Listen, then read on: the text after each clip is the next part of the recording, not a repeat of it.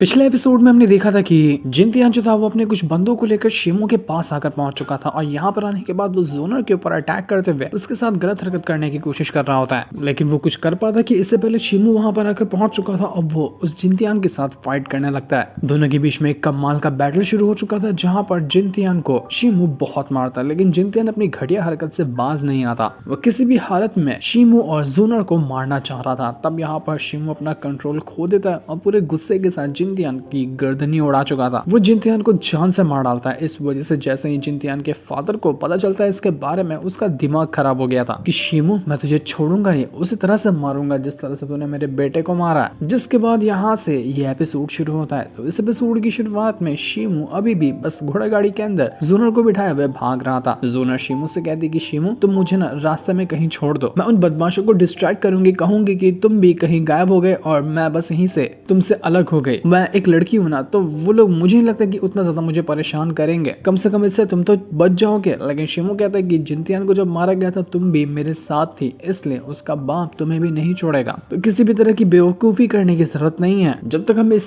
शहर के बॉर्डर को क्रॉस नहीं करते ना, तब तक के हमारे पर खतरा मंडलाता रहेगा। एक बार हम अगर बॉर्डर क्रॉस कर लेंगे तब हमारे को सांस लेने की मोहलत मिलेगी। बस जुनर कहती कि क्या पता जहाँ पर हम जाएंगे वहाँ के लोग भी इस जिन फैमिली के दोस्त हुए, तो क्योंकि सारे के सारे सिटी वाले और क्लान वाले आपस में एक दूसरे से मिले हुए ही होते हैं। उन लोगों ने हमारे बारे में बता दिया तो हम तो वहां पर भी सेफ नहीं रहेंगे, हमें कुछ और ही तरीका ढूंढना पड़ेगा। लेकिन शिमो कहता है कि आगे ना मैंने सुनकर रखा है कि एक पहाड़ी इलाका है जो कि बहुत ज्यादा शांत रहता है, तो मैं अभी उसी ओर जा रहा हूँ। क्या पता वहां पर जाने के बाद हमें कोई ना ढूंढ सके, कम से कम कुछ टाइम तो हम वहां पर आराम से रह पाएंगे और उसके बाद सोचेंगे कि आगे क्या करना है। अभी तो हमें पूरी रफ्तार के साथ वहां पर जाना होगा, क्योंकि जिन फैमिली से लोग तो निकल चुके होंगे हमें ढूंढने के लिए। जितनी हो सकती है उतनी स्पीड बढ़ानी पड़ेगी। वो लोग पूरी ताकत के साथ आगे बढ़ने लग गए थे ताकि किसी भी तरह से उस माउंटेन वाले इलाके तक के पहुंचा जा सके। यहाँ पर ये लोग आगे बढ़ चुके थे, तो वही हम यहाँ पर वो फैमिली के बंदों को देखते हैं, जहाँ पर वो फैमिली का मास्टर जो था वो अपने बेटे वो हुआ से कहने लग जाता है कि देखो हमारा प्लान ना काम कर गया। हमने उस जिनतियान को भड़का दिया था कि वो जाए और शिमो के ऊपर अटैक करे, जोनर के साथ भी गलत हरकत करे। जो उसने काम किया ना वो हमारे कहने के ऊपर ही किया था। तो इससे हुआ ये है कि अब जिन फैमिली पूरी तरह से शिमो के पीछे पड़ चुकी है। हम कुछ भी शिमो का क्यों ना कर ले, कोई भी उसका सपोर्ट करने के लिए नहीं आएगा। तो यही तुम्हारे पास बेस्ट मौका है, जाओ शिमो को मार डालो, उसको बचाने वाला कोई भी नहीं होगा। उल्टा तुम उसको मारोगे तो तुम्हारी खाली तारीफ ही होगी। शिमो को मारना और उसके बाद उसके पास जो वो टेक्निक होगी ना जो जोनर के बाप ने उसको दी थी बॉक्स के अंदर, वो उठा लेना।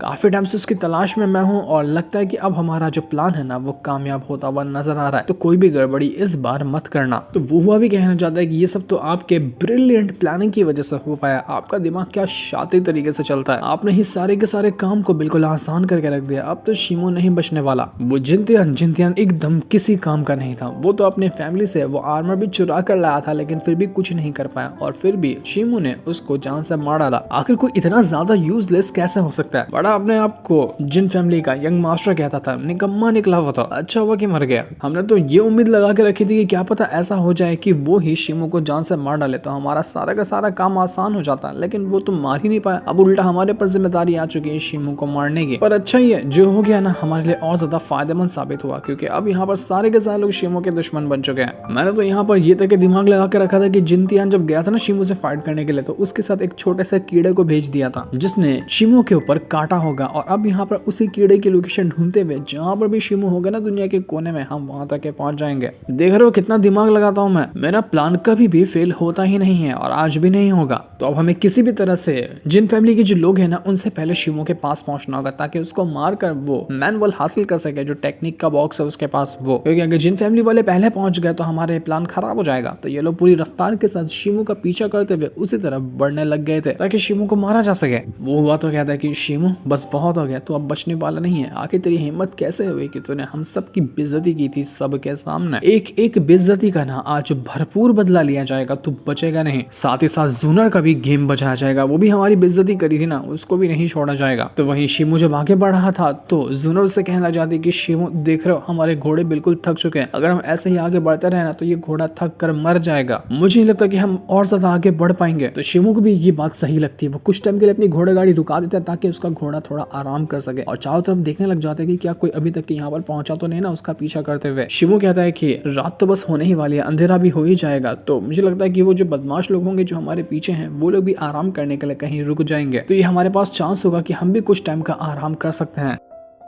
लेकिन तभी शिमू को नजर आता है कि आसमान में ना एक बाज उड़ रहा है। ये बाज कहीं और का नहीं था बल्कि जिन फैमिली के ही हेड जो है ना उसका पालतू पेट था। और जब अगर बाज ने उसको देख लिया तो यहाँ पर खेल खत्म है, यहाँ पर वो लोग पहुंच ही जाएंगे। शिमू कहता है कि नहीं नहीं हम नहीं रुक सकते, यहाँ से निकलना ही होगा। जब बाज यहाँ पर मौजूद है तो 100% कहता हूँ कि जिन फैमिली वाले यहाँ से कुछ ही कदम की दूरी पे होंगे। मुझे लगता है कि यहाँ पर आराम करना बेहतर डिसीजन है। जिस स्पीड से मैंने सोच कर रखा था कि वो लोग हमारा पीछा करेंगे, वो लोग तो उससे कहीं गुना ज्यादा स्पीड से हमारा पीछा करते हुए यहाँ तक पहुंच चुके हैं। मुझे समझ नहीं आ रहा कि अब हम करें तो करे क्या। घोड़ा तो हमारा उठने के लिए तैयार नहीं है, हम कैसे आगे बढ़ेंगे। लेकिन शिमू थोड़ा सा दिमाग लगाता है और कहता है कि हाँ मेरे पास एक आइडिया है, लेकिन उसके लिए हमें कुछ ऐसा चाहिए होगा जो हमारी जो स्मेल है ना उसको रोक दे। क्योंकि जिन फैमिली के पास कुछ ऐसे बीस्ट वगैरह भी हैं जो हमारे खुशबू को सूंघते हुए हमारा पीछा करके यहाँ पहुंच जाएंगे। तो हमें पहले अपनी स्मेल को बदलना होगा ताकि कोई भी हमारी खुशबू ना पहचान सके। तो यहाँ पर जोनर कहने लग जाती है कि जब मैं यहाँ आई थी ना तो मुझे याद आया कि मैं वो पाउडर अपने साथ रख लूं। ये पाउडर मेरे फादर ने मुझे दिया था, जिसकी मदद से अगर किसी के ऊपर लगा दिया जाए ना तो जंगल का कोई भी जानवर हमें स्मेल नहीं कर सकता है। तो इसी तरह से मैं अपने फादर के साथ जंगल में आराम से सो जाया करती थी, वरना ऐसे तो जंगली जानवर हमें खा जाते हैं। तो मैंने वो पाउडर अपने पास रख लिया है, लो थोड़ा सा तुम भी लगा लो और थोड़ा सा मैं भी लगा लेती हूँ। तो ये दोनों वो पाउडर अपने ऊपर छिड़क चुके थे। तो ये करने के बाद ये दोनों यहीं पे रुक चुके थे और अपने घोड़ा गाड़ी को थोड़ा सा वहां से आगे भेज देते हैं ताकि जब कोई यहाँ पर पीछा करते हुए आए ना तो उनको लगे कि शिमू वगैरह आगे जा चुके हैं घोड़े गाड़ी के साथ, जबकि वो दोनों तो यहीं पे रुके होंगे। तो दूसरा रास्ता फॉलो करते हुए शिमू और जूनर पैदल ही वहां से भागने लगे थे ताकि जितना हो सकता है उतना दूर जाकर कहीं छुप जाए। लेकिन थोड़ी दूर भागने के बाद जूनर जो थी उसकी हालत खराब होने लगती है। वो एकदम थक चुकी थी, उसके अंदर कुछ हिम्मत बाकी ही नहीं थी। लेकिन फिर भी वो शिमू से कहती कि शिमू मेरी फिक्र मत करो, हमें भी भागना होगा, चलो भागते हैं। लेकिन शिमू समझ चुका था कि जूनर अपनी हिम्मत तोड़ रही है, तो वो कहता कि आओ मेरी पीठ पे बैठ जाओ, हमें यहाँ से निकलना ही होगा, हम ज्यादा टाइम का आराम नहीं कर सकते। जूनर ऐसा करना तो नहीं चाहती थी लेकिन फिर भी वो शिमू के पीठ पे बैठ जाती है और फिर शिमू उसको लेकर वहां से पूरी रफ्तार के साथ भागने लग गया था क्योंकि वो स्लो स्लो नहीं भाग सकता था, वरना सभी को उनके बारे में पता चल जाता। इसके बाद वो हुआ और जितने भी वो फैमिली के लोग थे वो लोग उस जगह पहुंच जाते जहां पर शिमू ने अपने घोड़े को दूसरी तरफ कर दिया था। यहाँ पर आने के बाद वो लोग कहने लग जाते कि जो हमने कीड़ा लगाया था लोकेशन वाला शिमू के ऊपर, उसकी खुशबू यहाँ तक तो है, यहाँ तक कि तो हमें पता चल गया कि वो कीड़ा था, लेकिन यहाँ से कहाँ गायब हो गया वो। लेकिन कोई बात नहीं, जब यहाँ पर खुशबू फैली है ना तो यहीं से आसपास शिमू और उसके जूनर साथ में होंगे। तो दूसरा वाला जो कीड़ा था यहाँ पर वो फैमिली के हेड के पास, वो पता लगा लेता है कि घोड़ा गाड़ी जहाँ से गई है वो निशान अलग तरफ है और खुशबू जहाँ से खत्म हुई है वो निशान अलग तरफ है। मतलब शिमू ने घोड़ा गाड़ी दूसरी जगह कर दिया और खुद गया दूसरी जगह, जिससे वो फैमिली का हेड समझ जाता है कि अच्छा ये शिमू हमको बेवकूफ बना रहा था, उसकी चाल मैं समझ गया। ये लोग तो आसानी से पता कर ले कि शिमू कहाँ गया है और किस तरह से उसने प्लान बनाया था। अब तो शिमू को ये लोग छोड़ेंगे नहीं। ये लोग खूब हंसते हैं शिमू के ऊपर कि जरा देखो कितना बड़ा बेवकूफ है, सोच रहा था कि हमसे बच निकलेगा, बेवकूफ कहीं का, हमसे बचना नामुमकिन होता है। अब तो शिमू मरने वाला है, वो बचेगा ही नहीं। वो फैमिली का हेड कहता है कि शिमू जो ट्रिक यूज किया है ना वो मुझे लगता है कि जिन फैमिली के ऊपर वर्क कर जाएगी। जिन फैमिली वाले नहीं पता लगा सकते कि शिमू कहाँ पर गया, लेकिन हमें उसकी लोकेशन मिल चुकी है ना तो हमें जल्दी से जल्दी ये काम निपटाना होगा, यानी कि शिमू को मारने का। तो वो फैमिली का हेड अपने बेटे वो से कहता है कि बेटे तुम यहीं पे रुक जाओ और जो भी हम यहाँ तक के आए हैं ना इसके निशान वगैरह मिटा दो, क्योंकि मैं नहीं चाहता कि जिन फैमिली को पता चले कि हम भी शिमू का पीछा कर रहे हैं। तब तक कि मैं जाता हूँ उस शिमू को मारने के लिए। वो कहता है कि फादर आप अकेले जाएंगे, ये ठीक नहीं होगा, वो शिमू घटिया इंसान है, मैं भी आपके साथ चलूंगा। लेकिन उसका फादर कहता है कि नहीं मैं काफी हूँ शिमू को मारने के लिए, तुम उसकी फिक्र बिल्कुल भी मत करो, मैं गारंटी देता हूँ कि शिमू को मारूंगा, उसकी लाश लेकर आऊंगा, उसके पास से वो जो टेक्निक का बॉक्स है वो लेकर आऊंगा और जूनर को जिंदा लेकर आऊंगा तुम्हारे पास और छोड़ दूंगा तुम्हारे लिए उसको कि तुम उसके साथ जो करना है वो करना। वो हुआ खुश कि क्या बात है पापा, यही करना आप, मेरे मुंह की बात छीन लिया आपने, तो जाइए जाइए जल्दी से काम पूरा करके आइए, यहाँ की सारी चीजों का बंदोबस्त मैं करता हूँ। तो उसके जाने के बाद यहाँ पर जिनतियान का जो बाप था ना वो भी अपनी आर्मी को लेकर पहुंच जाता है। उसके पास एक भेड़िया था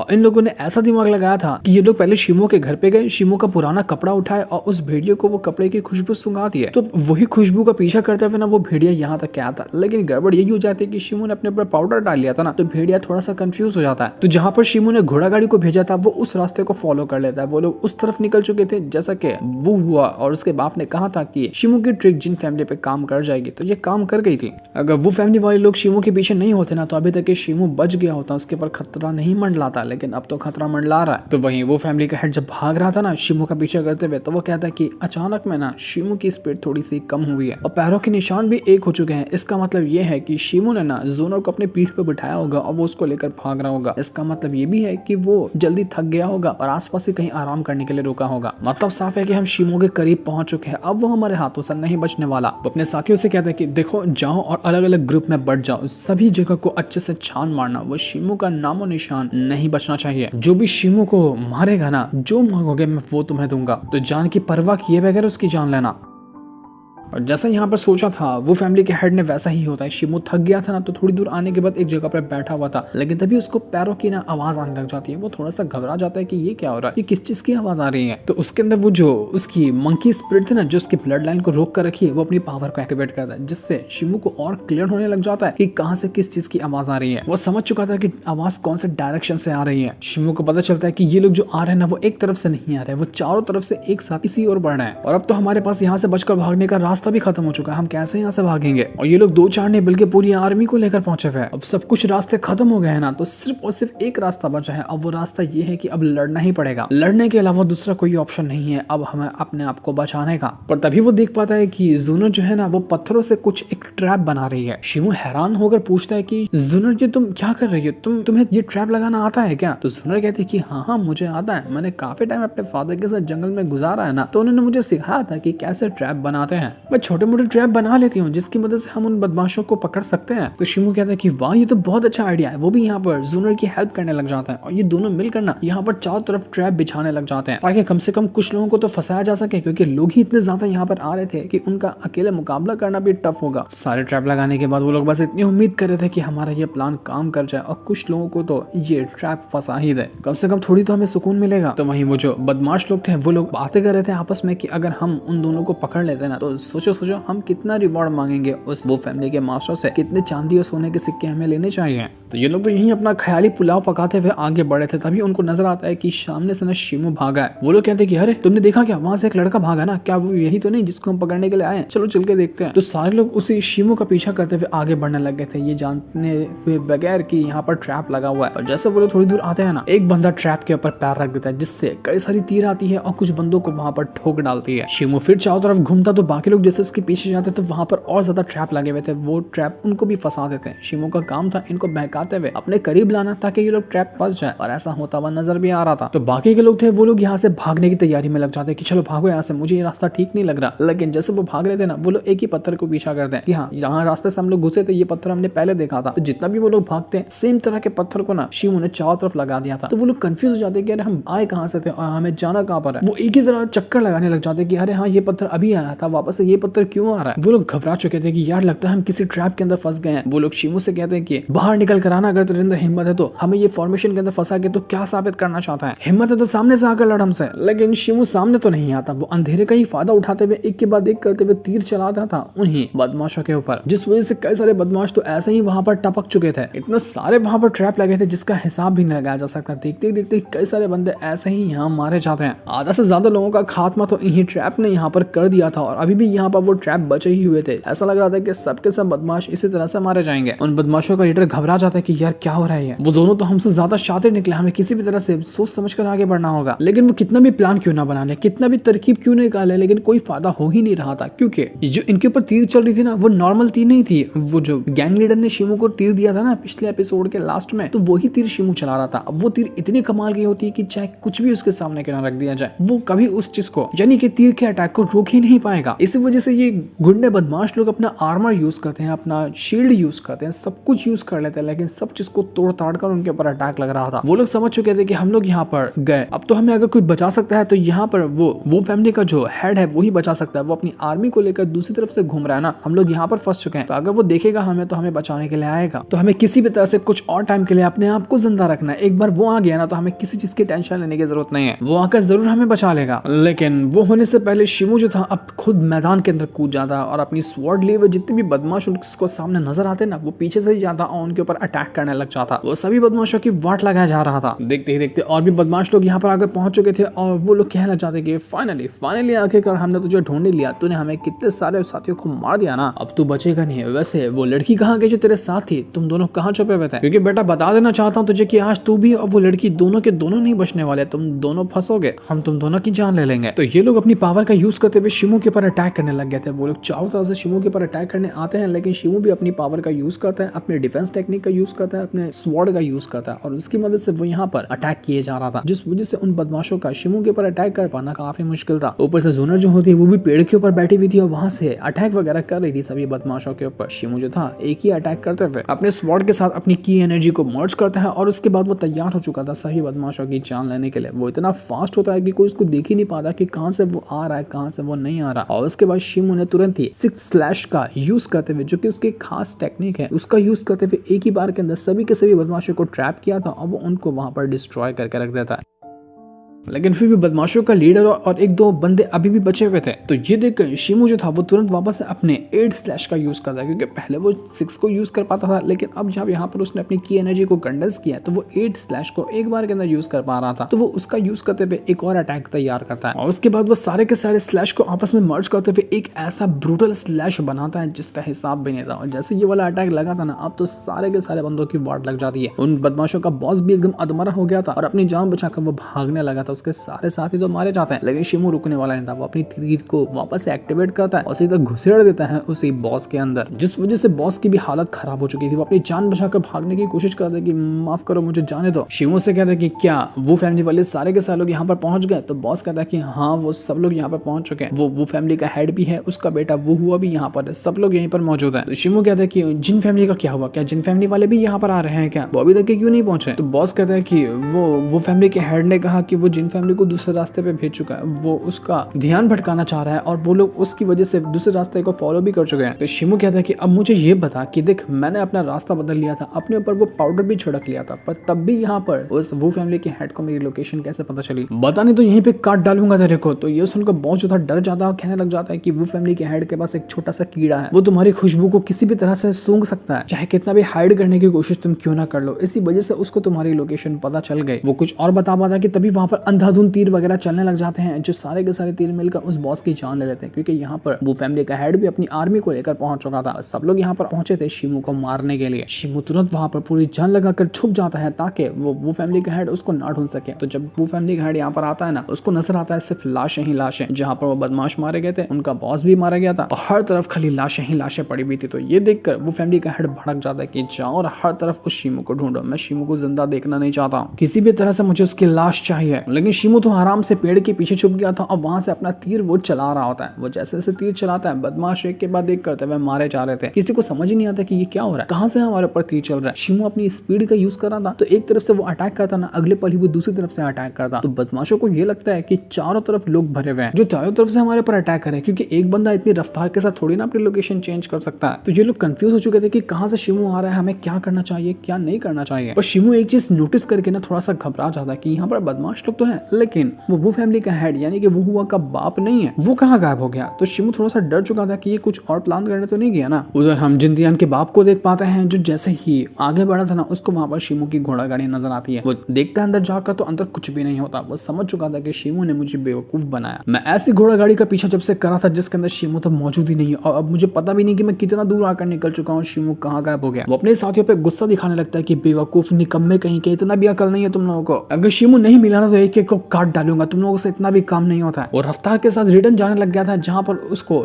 2 निशान नजर आए थे घोड़ा गाड़ी के। अब वहीं से उसने अपना रास्ता चेंज किया था, तो उसको लग रहा था कि वहीं पर शिमू हो सकता है। इधर शिमू जो था वो तुरंत ही अपना वापस से तीर को यूज करने की कोशिश करता, लेकिन देख पाता कि यार मेरा तो तीर खत्म ही हो गया, अब मैं अपने तीर कमान का यूज कैसे करूंगा। बदमाशों को भी ये अपॉर्चुनिटी बहुत सही लगती है, तो वो तुरंत ही यहाँ पर शिमू के ऊपर अटैक करने के लिए पहुंच जाते हैं कि देख इसका तीर खत्म है, अब इसको छोड़ेंगे नहीं हम। वो सभी लोग शिमू के ऊपर अटैक करने लग गए थे, तो शिमू भी अपनी स्वॉर्ड का यूज करते हुए उन बदमाशों को मार रहा था। यहाँ पर एक कमाल का बैटल शुरू हो जाता है जहाँ पर शिमो अपनी स्वॉर्ड का यूज करते हुए एक को गार्ड डालता है। वो इतना ब्रूटल तरीके से मार रहा था जिसका हिसाब भी नहीं लगाया जा सकता। सबको बीच में से आधा आधा कर रहा था वो। पर जैसे वो उनको मार रहा होता है ना, वहां पर एक अजीब सा अटैक आकर सीधा शिमो को लग जाता है, जो अटैक बहुत ज्यादा ब्रूटल था। और ये अटैक किसी और ने नहीं किया था बल्कि किया था वो फैमिली के हेड ने, यानी कि वुटोंग ने। और वो यहाँ पर बिल्कुल शान के साथ आकर पहुंच चुका था। उसको देखकर शिमो कहता है कि वुटोंग तेरी यही हरकत है, कावरे की तरह छुप छुप कर अटैक करता है क्योंकि तेरे अंदर जिगरा ही नहीं है कि तू सामने से आकर अटैक कर सके। वुटोंग कहता है कि शिमो यार एक चीज की तुझे दांत देनी पड़ेगी क्योंकि इतने सारे लोग तेरे पास आए थे लेकिन तूने अपना थोड़ा सा दिमाग लगाया और अपनी पावर का यूज किया, सभी की वाट लगा दी। यार अच्छे से अच्छा मार्शल आर्टिस्ट भी ये काम नहीं कर पाता है, वो भी अकेले इतने लोगों की वाट नहीं लगा पाता, लेकिन तूने ये काम कर दिया। तूने मुझे सच में इंप्रेस किया। लेकिन बेटा एक चीज कह देना चाहता हूँ कि तू कितना भी होशियार क्यों ना हो, मेरे सामने सबकी हवा निकल जाती है। और इस बार मैं खाली हाथ नहीं आया, पूरी बंदोबस्त करके आया हूँ तुझे सीधा ऊपर पहुंचाने का। तो अब तू मेरे चुंगल से बच ही नहीं सकता, चाहे कितनी भी कोशिश क्यों ना कर ले। अब लग रहा था कि शिमो और वुटोंग के बीच में कमाल का बैटल होगा, लेकिन इसको जीतेगा कौन वो तो अभी हमें नहीं दिखाया जाता। वो हमें पता चलेगा नेक्स्ट एपिसोड के अंदर, जिस दिन को दिखाते साथ ही